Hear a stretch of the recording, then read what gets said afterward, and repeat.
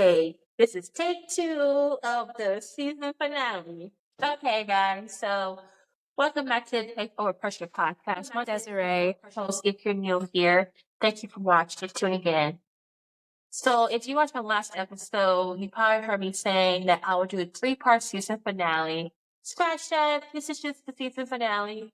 There's no point me trying to drag it out. Just make it all into one episode and just tell you guys what's going to come up. And yeah. So it's time for a rebrand, as you saw in the title. And the rebrand is both for me personally and the podcast. And this may come to shock to some of you because of the name Faith Over Pressure, but I am going to rebrand a little bit, but we will talk more about that later. The first piece I want to discuss about the so-called rebrand of my life is my singleness. So if you don't know, I am 26 years old, never had a relationship before, and yeah. So if you watch my previous videos, you'll know that I used to try to be in a relationship so bad, but it just never worked out and all that. So I recently came to realize, like, I want to say a couple months ago, not so recent, but a couple months ago, that I am no longer trying to pursue a relationship. And that was partly because I thought I was moving somewhere, but it was so more, well, let me say it like this. At this time right now, I'm not moving out the city or out the states. That was the main reason why I started to stop looking. But another reason was it just takes so much energy, especially for someone that does not want to be around you like that. Or it just takes so much energy when you feel like you're putting in more effort and they're not. Top out being better. It just takes energy, period. Right? And I do not have the time to focus on stuff like that.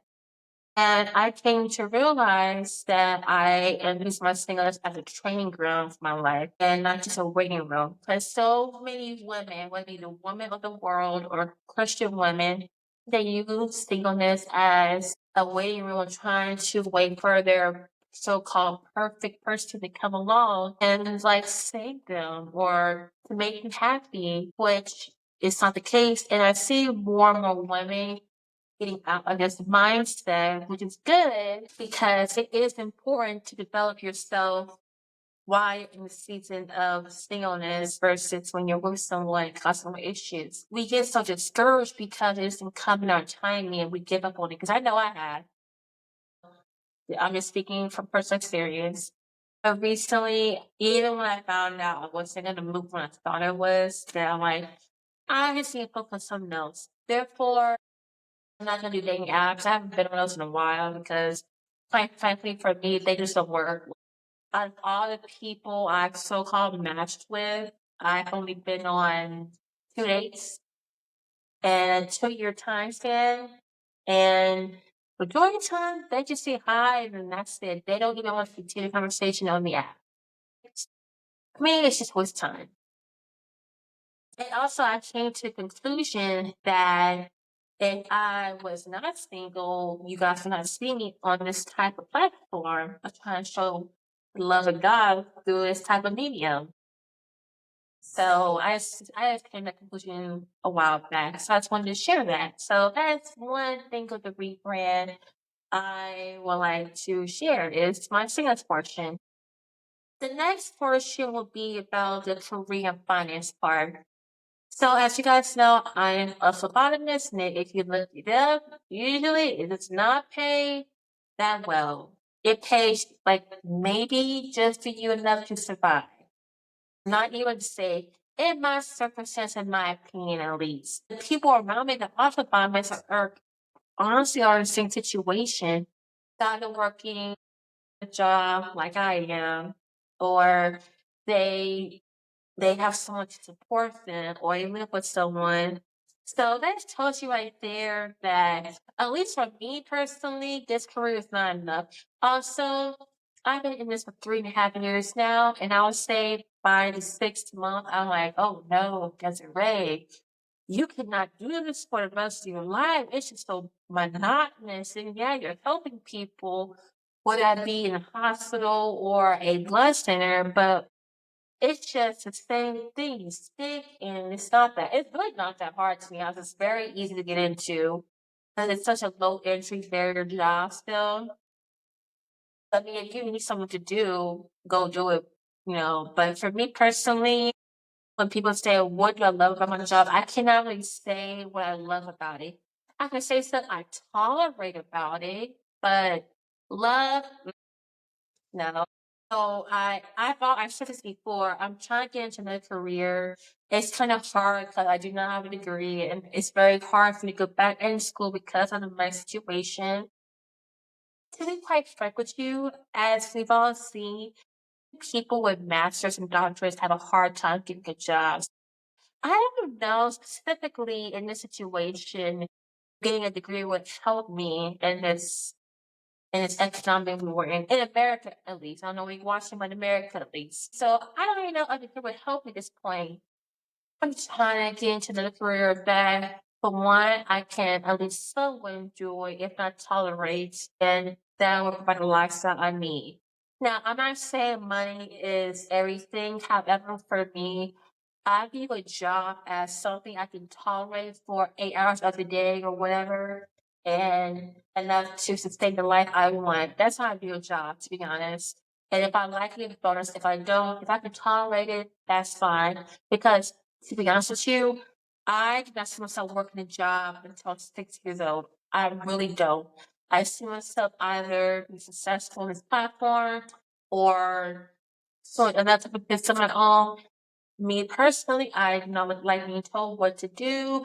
I do not like the fact that I have to ask permission to call off. I do not like the fact that I have to work even though I'm sick as a dog. So that's just me, and that's how I view it.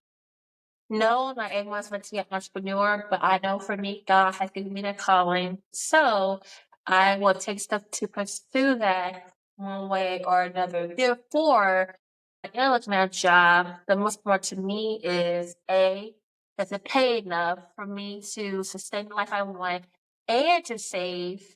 Because that's important, to save and to invest not only in the business, but also in other avenues like stocks and whatnot, but also can tolerate it. Me loving the job, very bottom right now where I'm at. And I'm saying all this to say is because I have to make a sacrifice when it comes to the finance part. So as you can see, I'm in my own apartment. That time will end in a couple months. So the next episode you might see, I might not be in this apartment most likely because the fact of where I work at, and unless I get a new job, soon I realize I'm gonna have to move back in with my dad. I'm making that sacrifice because, well, quite frankly, when I'm getting paid, I'm already struggling keeping up with rent, and also the place that I'm in is not worth paying more. I am at a place where, well, I'm so grateful for the opportunity to live my own. This kind of place is not well kept, and the management is not the best. Therefore, if I have the option to save money on where I'm going, I am going to save some money. Yeah, like if when I look back in with him, I should be saving, I should pay. I should be saving at least a half a paycheck, at least, which is more than what I ever had saved when living with my own. But it's just like a sacrifice on how to make because if I know I want this to grow, if I know I want something else to grow, like I said, I can save, it's something I have to do for the time being. It will not be forever, obviously. I don't think it'll even be a year, but we'll see. If it is, it is. But I decided something I have to make, and that's just part of the reprint I have to do. Like, yeah, 25 and 26 great, but sorry, 26, 27 Desiree may have to live with her dad for a year while she tries to figure some stuff out because me living this way is not it. Like, it's sad that I can't even save a good $100. That's just how I feel about it. So That's part of the finance career rebrand I'm talking about. Yeah, so sacrifices will be made next month. So we got to personal rebrand, right? Another thing I want to talk about is the self-care portion of the rebrand. So as a 26 years old, I have now decided to try to incorporate a skincare routine. Now you're like, Desiree, why are you taking so long to now try to establish a skincare routine? And to be frank with you, I do not really bother doing that every day.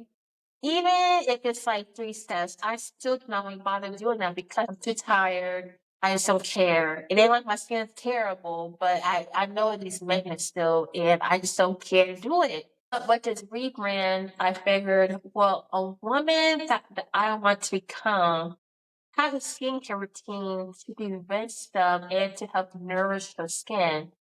So I started with some cheap stuff you can buy in the drugstore and do all that. But it's just 3 things we're doing, 3 things, and we're gonna see how that goes. Obviously, I can't spend too much on skincare because of where I'm going, but I can start out with just small stuff and see how I go from there. And that also ties back into me trying to establish a basic makeup routine.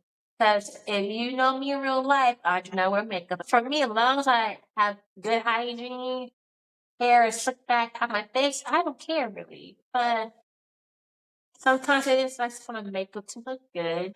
I decided I need to develop a basic makeup routine. I'm not saying I'm wearing makeup every day, but I just need something that can hold me over if I want something to like juice me up in a quick minute.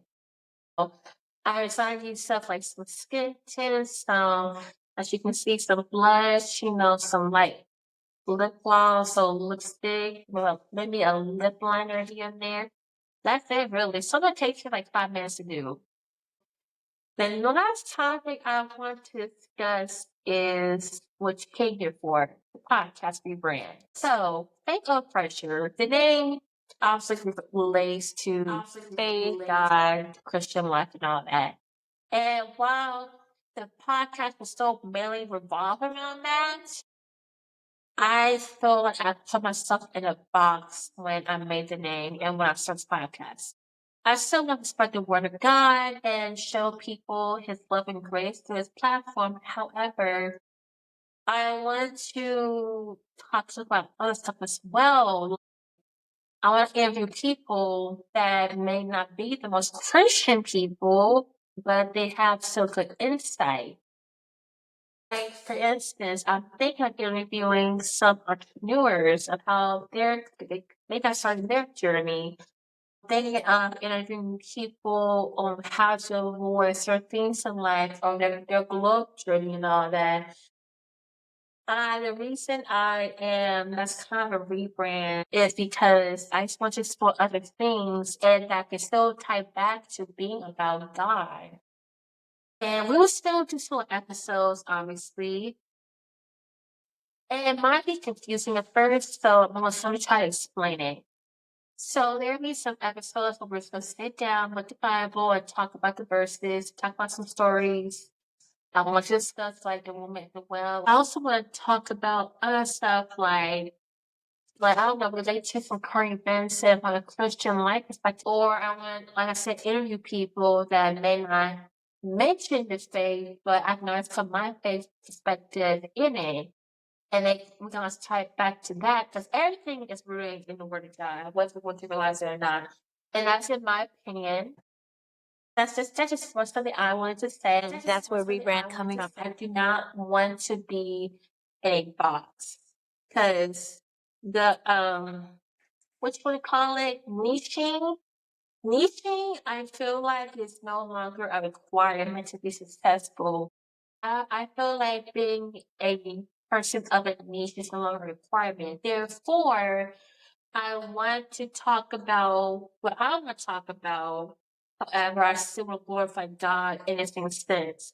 It may seem confusing right now, but trust me, when you see the upcoming episodes I'm planning, I feel like it'll make more sense. And I hope it'll be more engaging to you guys and more entertaining to you guys, while also providing some political wisdom from him. But yeah, that's it. All I really want to say is talk about the rebrand and how it's tying into both my personal life and the podcast situation. So you guys will not see me for a little bit. I would give you a date, but I don't want to promise something and change my mind again because knowing me, either A, I take too long and overthink, or B, I want to get out to you so fast 'cause I'm so excited. And it's out like 2 weeks before I told you guys. Just stay up with my social media platforms and see where I go from here.